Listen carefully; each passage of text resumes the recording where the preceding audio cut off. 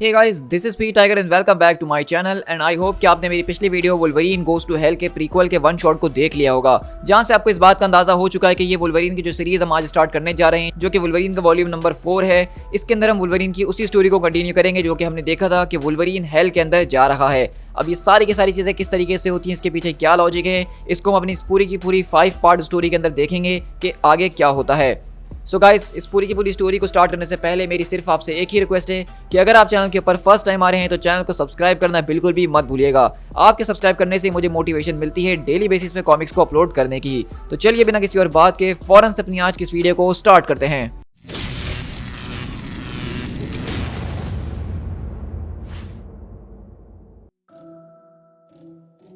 कहानी की शुरुआत हमारे पास 3 हफ्ते पहले होती है, जहां पे हम एक चर्च के पास शिफ्ट होते हैं और हम देखते हैं कि वुल्वरीन यहाँ पे किसी और से नहीं बल्कि अपने पुराने दोस्त जॉन रेड से मिलने के लिए आया होता है।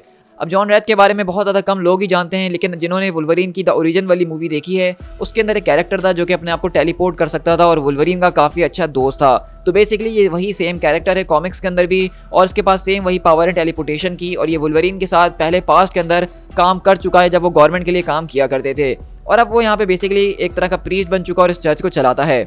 और वो कहता है यहाँ पे इस दुनिया के अंदर 2 तरह के जहन्नुम मौजूद हैं। एक वो जो कि ज़मीन के नीचे है, जिसके बारे में सबने सुना है, जहाँ पे डेवल होता है, आग होती है और सारे की सारी मैस जो कि हम सुनते हुए आते हैं। लेकिन एक जहन्नुम यहाँ ऊपर भी मौजूद है जो कि इंसान अपने लिए खुद ही तैयार करता है। अब जैसा कि मैं यहाँ पे बात कर रहा हूँ तो मैं इस पहले वाले जहन्नुम के बारे में इतना ज़्यादा नहीं जानता हूँ कि वो कैसा दिखता होगा और कैसा नहीं, और मैं इस बात की उम्मीद भी करता हूँ कि काश मुझे वो कभी जानने का मौका भी नहीं मिले।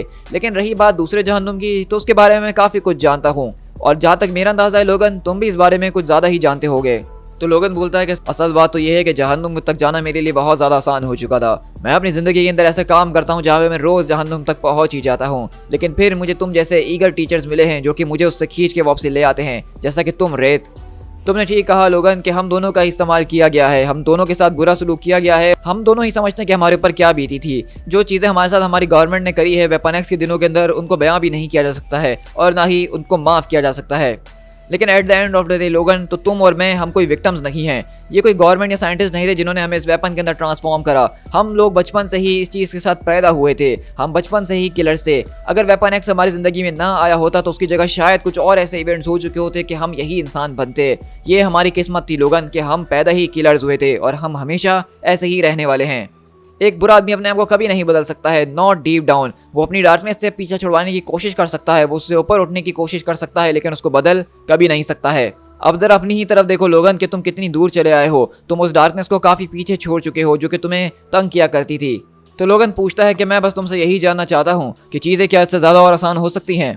देखो मेरे भाई, सच कहूँ तो चीज़ें इससे ज़्यादा कभी और आसान हो ही नहीं सकती थी। चीज़ें हमेशा ही मुश्किल होती हैं जितना ज़्यादा हम उसको आसान बनाने की कोशिश करते हैं।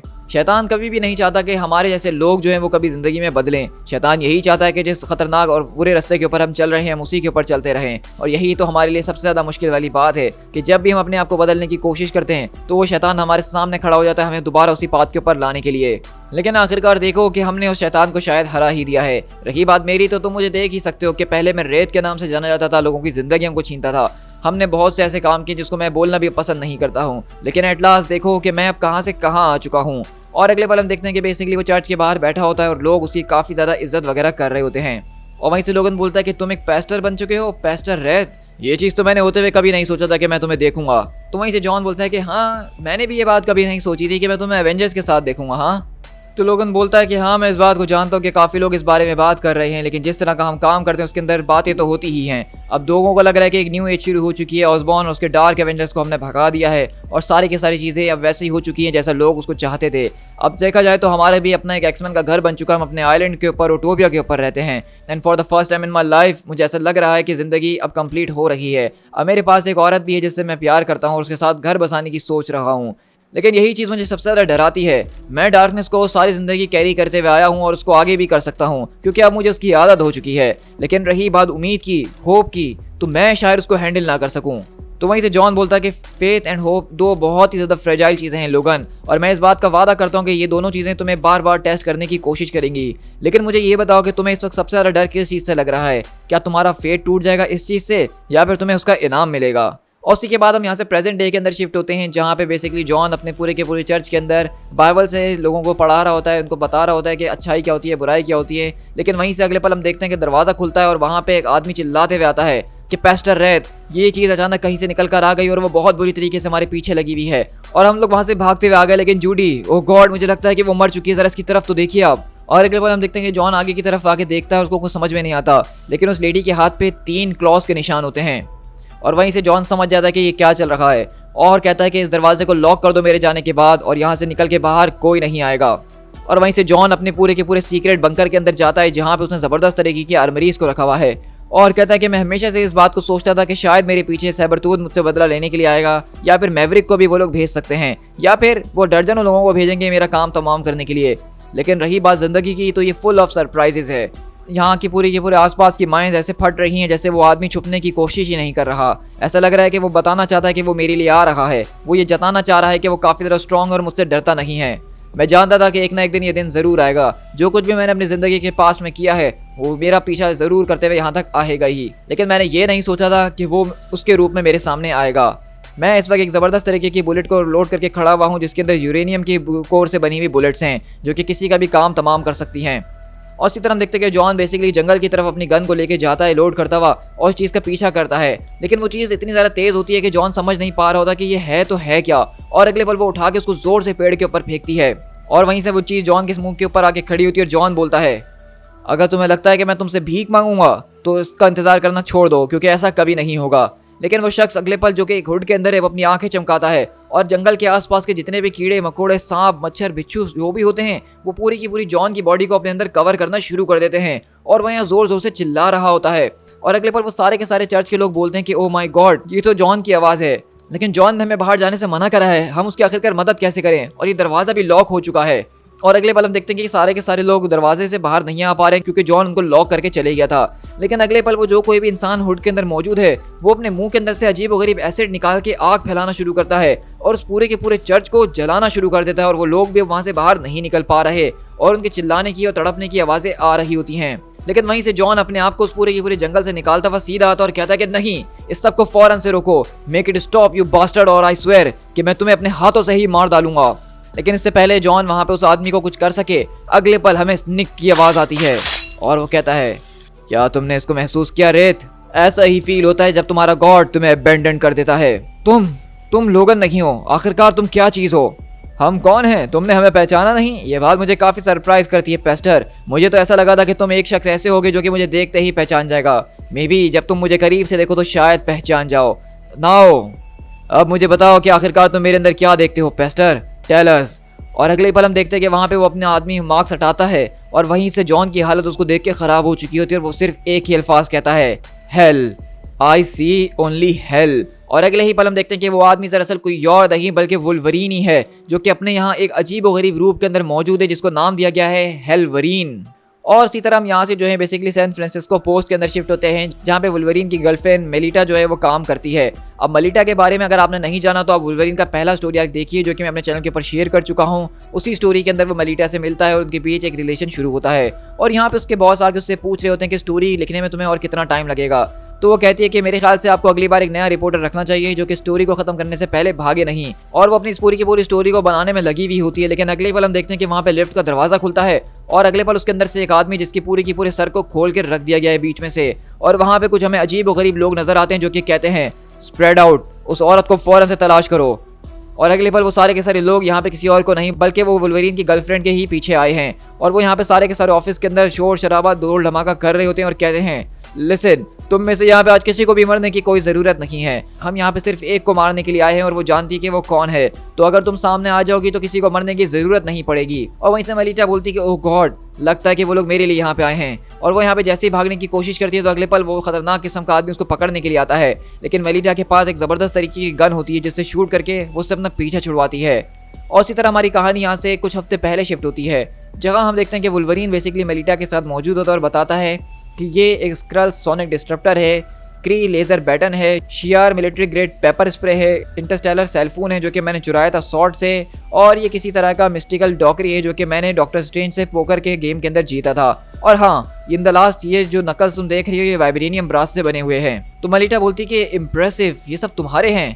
तो वुल्वरीन बोलता है कि हाँ, ये सब चीज़ें मेरी हैं जिसको मैंने बहुत मुश्किल से जमा किया था, लेकिन अब ये सब चीज़ें तुम्हारी हो चुकी हैं। मैं तुम्हें इनको इस्तेमाल करना बताऊंगा ताकि तुम अपना ख्याल खुद रख सको। तुम जानती हो ना कि मुझसे रिलेशन में आना ये चीज़ों को और ज़्यादा मुश्किल बना देता है, इन केस अगर कुछ गलत हो। तो मलिटा बोलती है कि इन केस से तुम्हारा क्या मतलब है। तो वहीं से वुल्वरीन बोलता है कि मैं बस इस बात की उम्मीद करता हूँ कि वो केस हमारे सामने कभी ना आए, लेकिन हम दोबारा अगर प्रेजेंट के अंदर शिफ्ट हो तो वो केस आ चुका है जहाँ पे कुछ खतरनाक किस्म के लोग जो है वो मलिटा का पीछा कर रहे हैं उसको जान से मारने के लिए, और मलिटा उन सारे के सारे वेपन्स का इस्तेमाल करते हुए अपनी जान को बचा रही है।